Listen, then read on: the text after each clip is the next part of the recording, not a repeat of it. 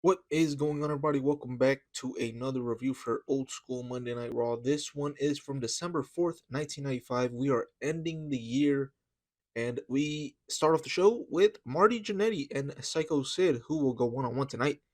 And they announce some other stuff that's going around in the WWF. The first match on the show is the British Bulldog versus Sparky Plug Bob Holly. We haven't seen Holly in a prominent role since WrestleMania, or might have been back at the Royal Rumble when he and the Kid lost the tag team titles. And actually, saying that, I do kind of remember now. Also, he had like a stint, like a brief stint, if you remember, where they gave him the Intercontinental title for like one night, but then they vacated it and they never really counted him as a champion. But yeah, besides that, Bob Holly hasn't really been seen as a credible threat or anything for a long time now.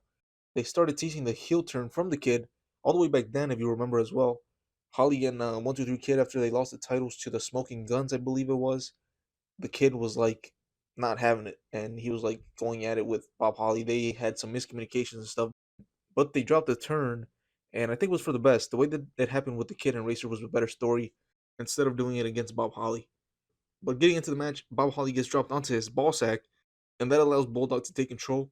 Holly able to get back in it with a couple of drop kicks. Bulldog though reverses a leapfrog from the corner and catches Holly into the power slam for the win. As the Bulldog gains momentum going into his title match at In Your House. Following this, we get a recap of Mr. Bob Backlund attacking Bret Hart last week and also putting the crossface chicken wing on him, and Jim Ross on a superstar taping. This week, Lawler interviews Bobby about what's been going on. They do announce that Backlund versus Bret will take place next week, but not for the title. Bob gets pissed off that the match isn't for the belt, and as always, he begins to go off about the role models for today's society.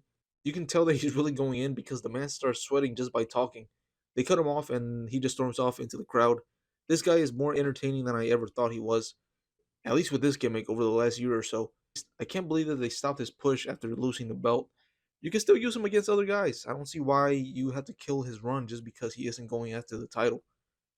Then after that, Fatu picks up a win against the Brooklyn Brawler with a splash. Not sure what he's got going on, but yeah, Fatu picking up a win. As they were throwing to Doc Hendricks to tell us who had answered Owen's Hart open contract for In Your House, we see back in the arena Bob Backlund putting the sound engineer in the crossface chicken wing for cutting him off during his promo with Jerry Lawler. So once again, Bob Backlund losing his marbles and attacking everyone.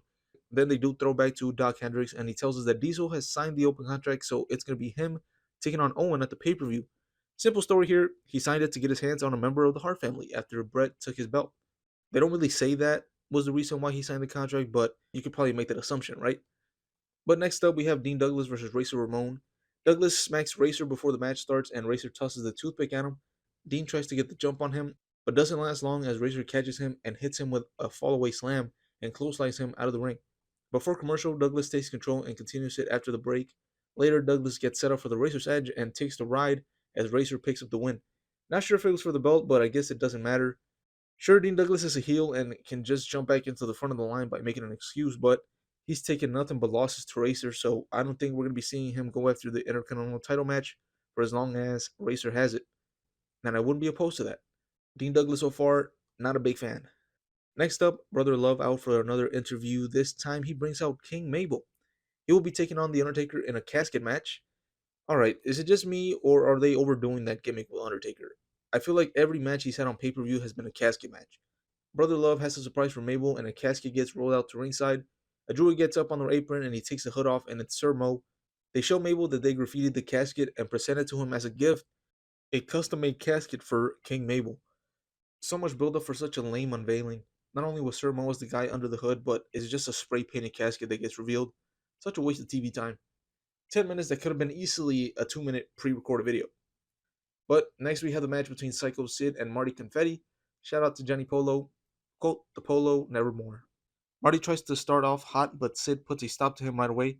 Marty hits a reverse blockbuster, and then instead of covering him with that good looking move, he hits a terrible fist drop. I mean, did these guys ever watch their matches back to see how terrible fist drops were?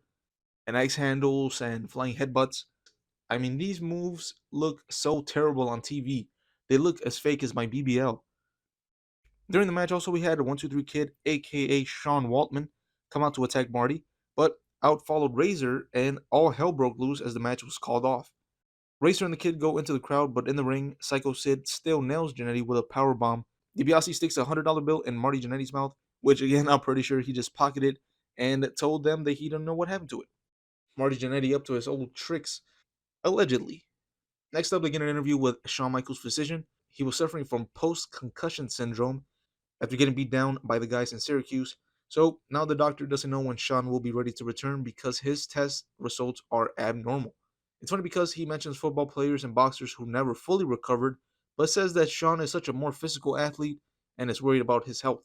But the reason that some guys have returned to wrestling from these types of injuries have been because they told the doctor that it was fake and that they could change their style to not take huge bumps.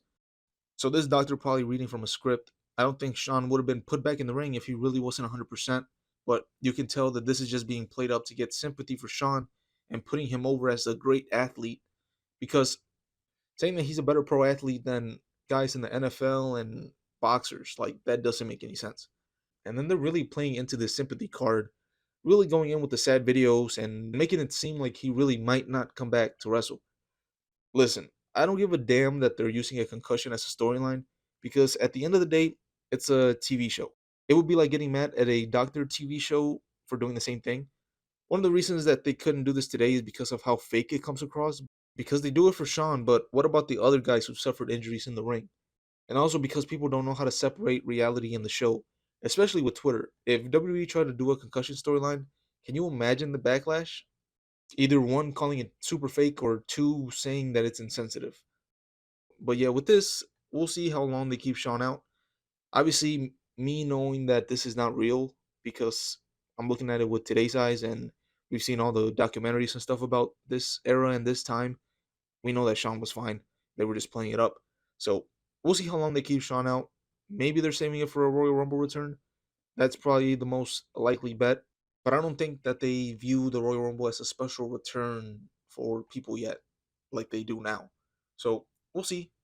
Again, they're playing this up a little bit too much. That is kind of coming off super fake. But again, that's just me watching it with today's eyes. If I was watching it back then, who knows how I would have seen it. But yeah, that does it for the show. This episode is gonna get a bad grade. There was so much stuff on the show that had no conclusion. Bulldog and Brett didn't do anything to continue their feud going into the pay per view. Fatu with a random win. Bob Backlund probably had the most interesting thing on the show with what he was doing. And also that lame segment with Brother Love and Mabel. Dean Douglas versus Racer wasn't needed. It just gave Dean Douglas another loss here for no reason. Sid versus Marty didn't have a clear winner. And the sob story for Shawn Michaels, which he is a babyface, but I don't think the majority of fans have really started to get behind him to warrant such a sad song being played for him. And I'm saying that as a Shawn Michaels fan. Even today, I still think that he's one of the top 5, if not top 10, professional wrestlers of all time. But in the mid 90s, with how flamboyant and cocky he is, I'm pretty sure all wrestling fans at the time did not care for him, even with how good he was in the ring. So yeah, that does it for this review. Not much else to say. Coming down to the last couple of episodes of 1995. If you haven't done so already, please subscribe, like, comment to help this channel grow. And also let me know how you guys would like me to introduce or include WCW into these reviews. But yeah, with all that being said, I'll catch you guys on the next one, which is the last stop before another In Your House pay-per-view. So we'll see how that plays out and as we get closer to the end of the year. But with that being said, I am out.